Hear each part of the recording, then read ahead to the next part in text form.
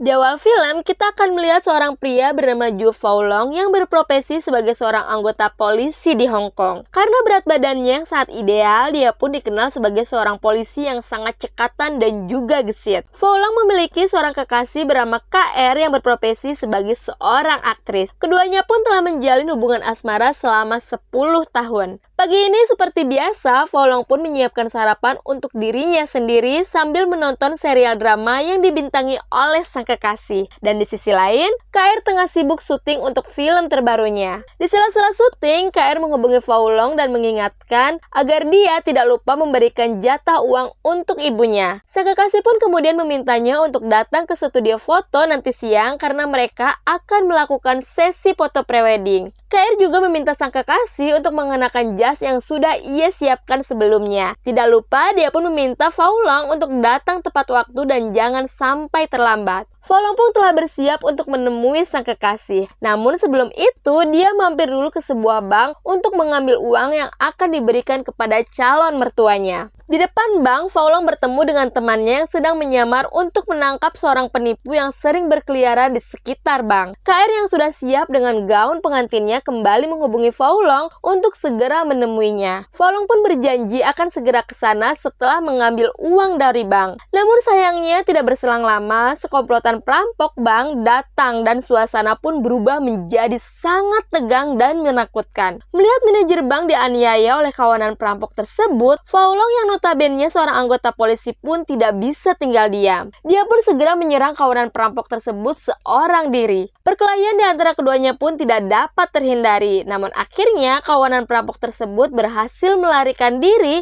dan membajak mobil box milik anggota polisi yang sedang berjaga. Melihat hal tersebut, Faolong pun segera mengejar mereka. Perkelahian antar keduanya pun kembali berlangsung dengan sangat sengit. Bahkan beberapa wartawan ikut meliput perkelahian mereka. Singkat cerita, Faolong pun berhasil mengalahkan kawanan perampok tersebut dan membawa salah satu dari mereka ke kantor polisi. Namun sayangnya, mobil yang ia kendarai mengalami remblong sehingga ia terpaksa merusak kantor polisi tersebut. Beruntungnya, mobilnya bisa dihentikan tanpa memakan korban jiwa. Melihat hal tersebut, kepala polisi pun merasa sangat kesal. Sementara itu di rumah, KR meluapkan semua amarahnya kepada Faolong. Dia merasa sangat kecewa karena Faolong lebih memilih menangkap para penjahat itu dibandingkan melakukan foto prewedding dengannya. Faolong pun beralasan kalau dia terpaksa mengejar para perampok tersebut karena mereka telah membajak mobil sahabatnya Chen. Dan Chen saat itu disandra oleh mereka. Faolong tidak bisa tinggal diam melihat Chen dalam bahaya. Mendengar hal tersebut, sang kekasih pun bertambah marah. Mereka pun terus berdebat hingga akhirnya KR tanpa sengaja terjatuh dan tangannya mengalami cedera. Dan saat itu juga KR memutuskan untuk mengakhiri hubungan mereka. Keesokan harinya, karena kasusnya menangani perampokan bank berakhir dengan menghancurkan kantor polisi, Faolong pun akhirnya diturunkan jabatannya dan dipindah tugaskan di bagian penyimpanan barang bukti. Dan sementara Chen, sahabatnya yang ia tolong, mendapatkan kenaikan pangkat. Chen pun menjelaskan jika meskipun Faolong selalu berhasil menangani kasus-kasus besar, tetapi ia juga selalu merusak lingkungan sekitarnya. Dengan perasaan kecewa, Faolong pun akhirnya mengikuti perintah atasannya. Faolong yang dipindah tugaskan ke divisi penyimpanan barang bukti akhirnya banyak menghabiskan waktunya di dalam kantor. Dia pun tidak memiliki kesibukan dan akhirnya pola makannya pun menjadi tidak terkontrol. Hingga tidak terasa 6 bulan kemudian, bentuk badan Faolong pun berubah drastis. Berat badannya kini bahkan mencapai 113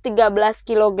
Sementara sang kekasih, karirnya semakin berkembang pesat. Dengan perasaan sedih, Faolong pun merayakan ulang tahunnya seorang diri. Dan prinsip dalam hidupnya tidak pernah berubah, yaitu selalu mengutamakan keselamatan warga. Sementara itu, kita beralih ke negara Jepang. Di sana ada sebuah kelompok Yakuza yang sangat disegani di sana. Takashi meminta agar kakeknya yang merupakan pemimpin kelompok mereka untuk meneliti kembali surat pengalihan perjanjian hak bisnis Tsukiji. Namun sang kakek tidak menggubris permintaan cucunya dan malah asik menonton serial drama yang dibintangi oleh KR. Sang kakek yang sangat mengidolakan KR meminta kepada Takashi untuk mengundangnya ke acara mereka. Di sisi lain, Chen mengajak Faolong ke rumah sakit untuk memberikan tugas khusus. Chen meminta agar Faolong mengantarkan seorang sutradara asal Jepang bernama Yuji Yamamoto yang mengalami luka akibat insiden perampokan di bank waktu itu untuk kembali ke negaranya. Dan dia pun telah berkoordinasi dengan kepolisian Jepang untuk kepulangan Yuji. Keesokan harinya, saat berada di pesawat, Faolong tanpa sengaja bertemu dengan KR. Melihat perubahan bentuk tubuh Faolong membuat KR merasa terkejut. Dia pun kemudian menjelaskan jika dia ada tawaran pekerjaan di Jepang. Namun di tengah perbincangan mereka, Takashi pun datang dan langsung meminta KR untuk segera duduk karena pesawat akan segera landing. Dan saat itu juga,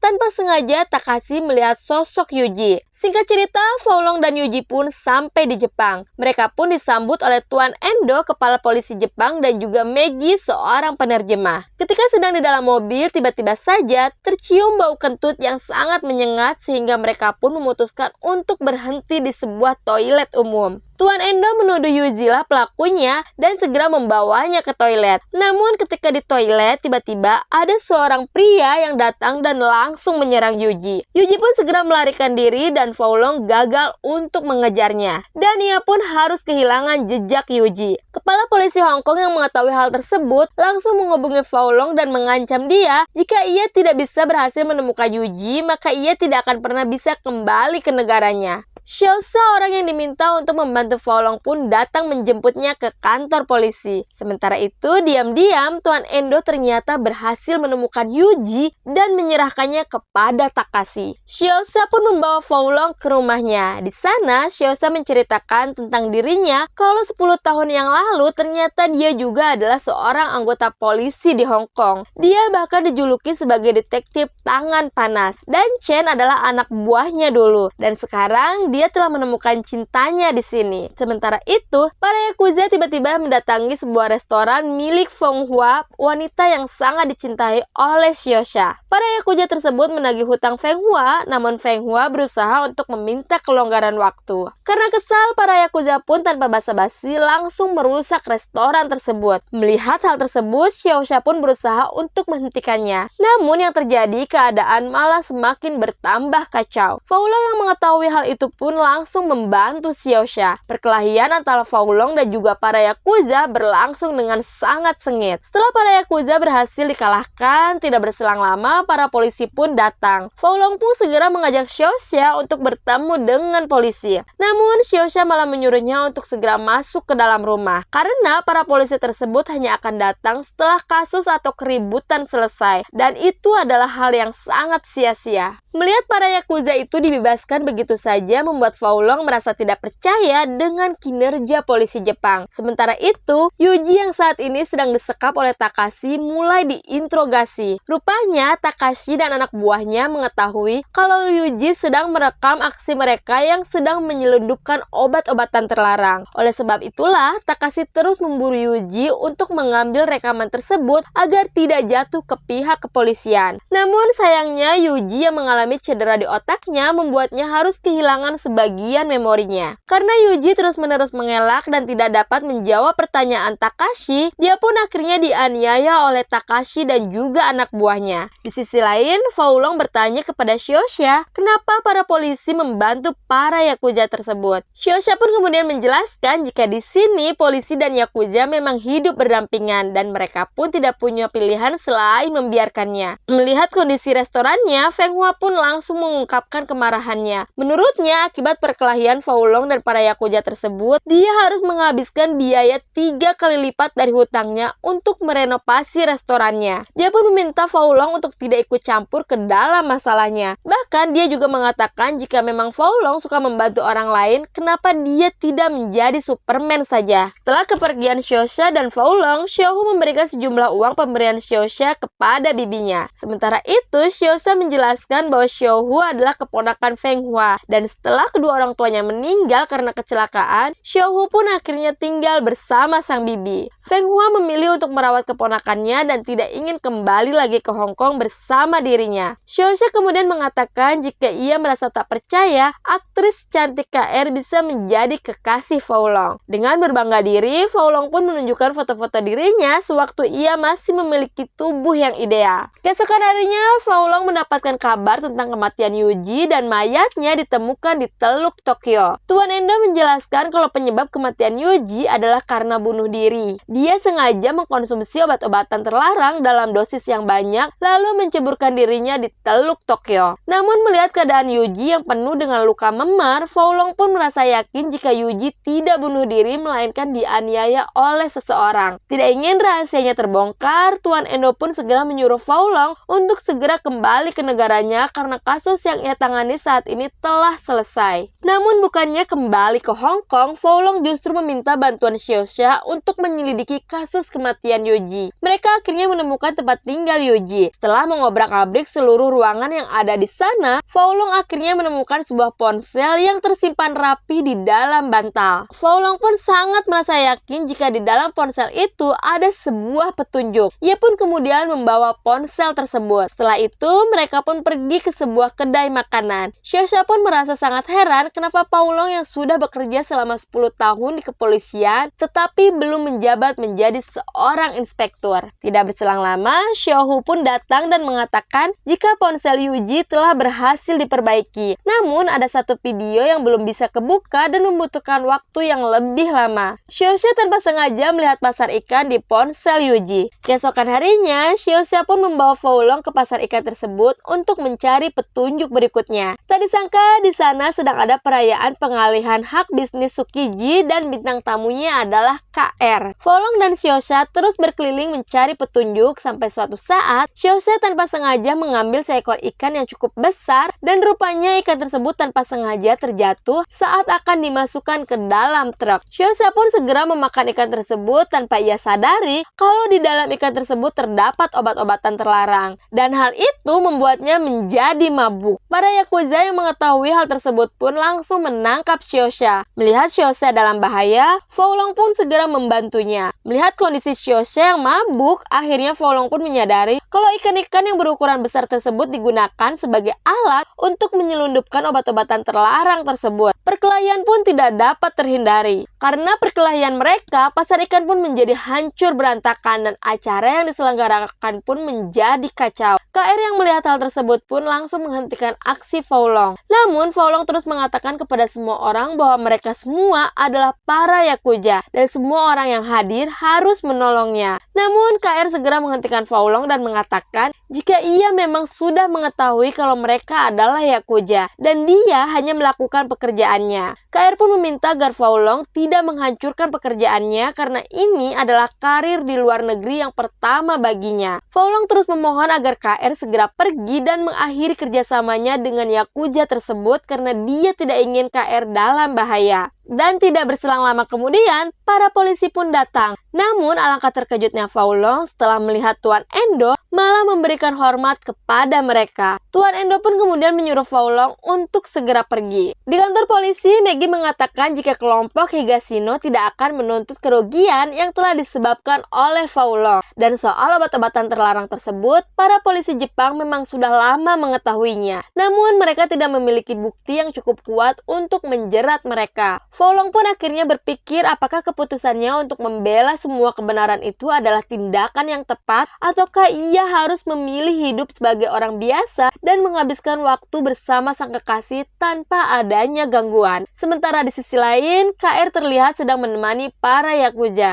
Dan di sisi lain, Faolong melihat Feng Hua dan Xiaoxia sedang berdebat. Feng Hua memutuskan untuk menjual restorannya dan meminta Xiaoxia untuk membawa Xiaohu kembali ke Hong Kong. Feng Hua merasa sangat kesal karena Xiaoxia kembali ikut campur menangani kasus kejahatan yang bisa membahayakan hidup mereka. Faolong pun mencoba untuk melerai perdebatan mereka dan mengatakan jika Xiaoxia sangat mencintai Feng Hua. Begitupun dengan Feng Hua yang diam-diam mengkhawatirkan Xiaoxia. Faolong pun kemudian mengingatkan mereka kalau tidak banyak orang yang sanggup menunggu selama 10 tahun untuk cinta mereka. Dan setelah mengatakan hal tersebut, Faolong pun akhirnya menyadari kalau dia harus kembali kepada KR. Faolong pun kemudian pergi menemui kekasihnya. Di sana dia mengatakan kalau dia akan berhenti menjadi seorang anggota polisi dan mereka akan menghabiskan banyak waktu bersama. KR pun sangat senang mendengar keputusan Faolong. Namun tidak berselang lama tiba-tiba ada sebuah gempa dan setelah gempa itu berakhir, KR melihat Faolong yang mengkhawatirkan keadaan orang-orang di sekitarnya. Dan hal ini membuat KR merasa sangat kecewa karena Faolong ternyata tidak akan pernah bisa meninggalkan dunia kepolisian. Sementara itu di sisi lain, Takashi akhirnya mengetahui kalau bukti video tersebut ada di tangan Shiosha. Takashi mendatangi kediaman sang kakek dan memaksanya untuk segera menandatangani surat penyerahan hak pasar Tsukiji kepadanya. Namun karena sang kakek terus mengelak, Takashi pun terpaksa menghabisi pengawal sang kakek. Melihat hal tersebut,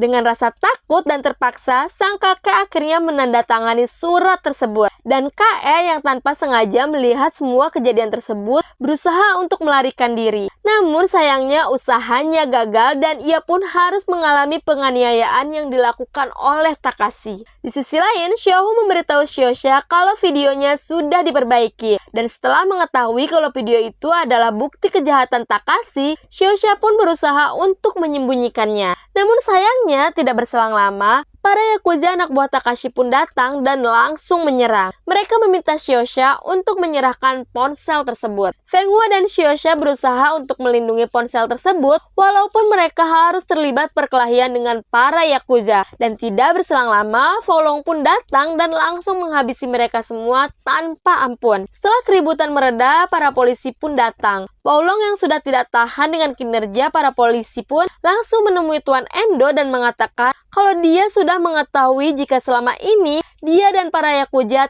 telah bersekongkol. Tuan Endo pun akhirnya mengakui kalau dialah yang telah merencanakan semuanya. Mulai dari insiden kentut di dalam mobil, hingga Yuji melarikan diri dan dia berhasil menemukannya lalu menyerahkannya kepada Takashi. Faolong pun tiba-tiba mendapatkan sebuah telepon yang mengancam jika ia tidak memberikan ponsel tersebut, maka ia akan melihat kekasihnya jatuh dari menara Tokyo. Setelah mendapatkan telepon tersebut, Faolong pun segera bergegas untuk menemui Takashi. Melihat kondisi KR yang penuh luka lebam membuat Faolong menjadi marah. Perkelahian antara Takashi dan Faolong pun tidak terhindari. Keduanya bertarung dengan sangat sengit. Setelah memakan waktu yang cukup lama, Faolong akhirnya berhasil mengalahkan Takashi. Dan di saat yang tepat, Chen yang ditemani Maggie menjemputnya menggunakan helikopter. Dan setelah kejadian tersebut, Faolong pun akhirnya menyadari kalau meskipun sekarang dia gemuk, dia tetap masih bisa cekatan dan juga gesit mengenangani para penjahat. Dan film pun selesai.